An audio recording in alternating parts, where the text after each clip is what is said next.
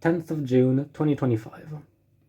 2 months ago, I left a comment on a news video on YouTube presenting the case of a competitive fencer in the female category respectfully yet intentfully declining to fence against a trans girl.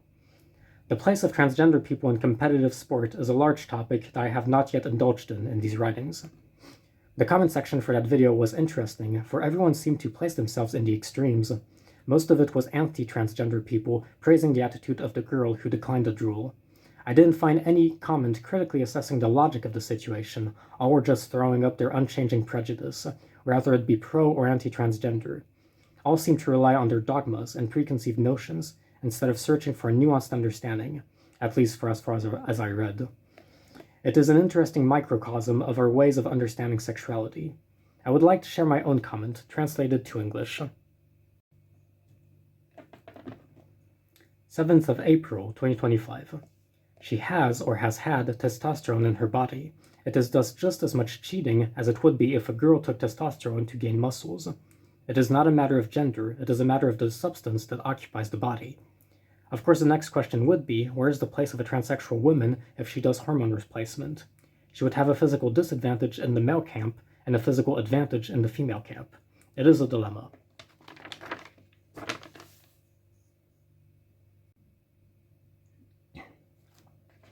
Tenth of June, 2025. I do not have a single answer to this dilemma, only propositions for what might be best. The point of having female categories in sports is because they are naturally weaker in body than males. It is to allow a space of equal ground in which they are not competing against foes with a natural advantage. Thus, males should not compete in female categories. The why there are no females in male categories escapes me completely. I do not see the logic in that. So, what about AMABs, who have had testosterone that strengthened their muscles but do not anymore due to HRT? Do we measure the amount of testosterone present in their bodies? Do we consider that even if they don't have any anymore, it still affected their muscle development? Do we wait a certain amount of time, maybe years, before the muscles have lost that natural advantage? I do not know. The first solution that comes to my mind would be that all individuals should naturally be placed in the level as high as they can reach, not as low as they can reach. Make trans men play with men, and trans women play with men also, at least until we find a better solution. This is what I propose.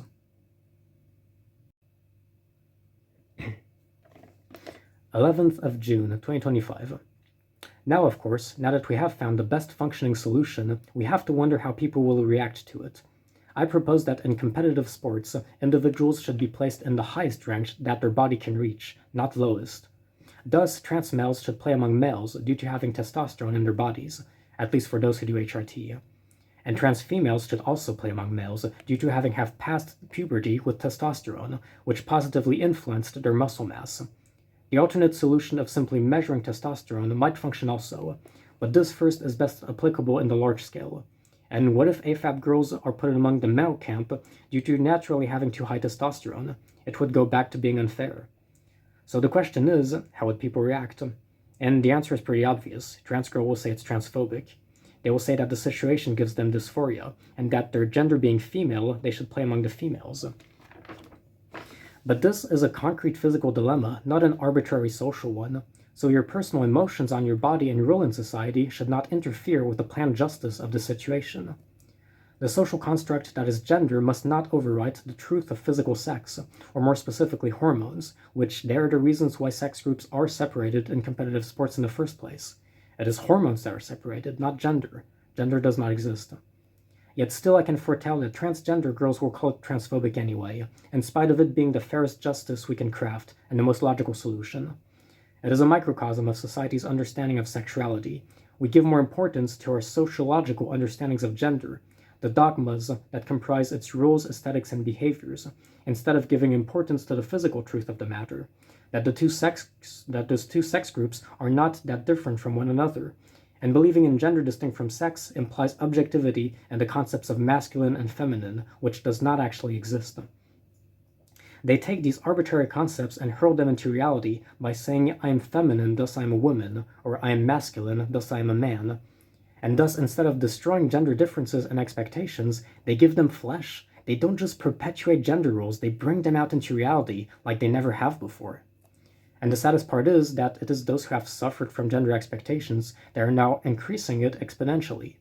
We could have put an end to the false concepts of masculine and feminine, but the trans are against us on that one, and so are the conservatives, who do not even see that they share close ideas with the trans whom they claim to fight.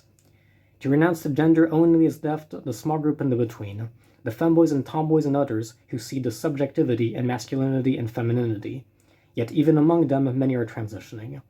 I at least will not give up the fight, and maybe in 100 years from now, some will find my writings and wonder why I wrote them, for all that is written will seem to them too obvious to be wrote. It is not enough to perceive the logic, it must be explained, for society does not rely on logic. Whether it be culture, religion, or sexuality, it is not logic that we rely on. It is dogma.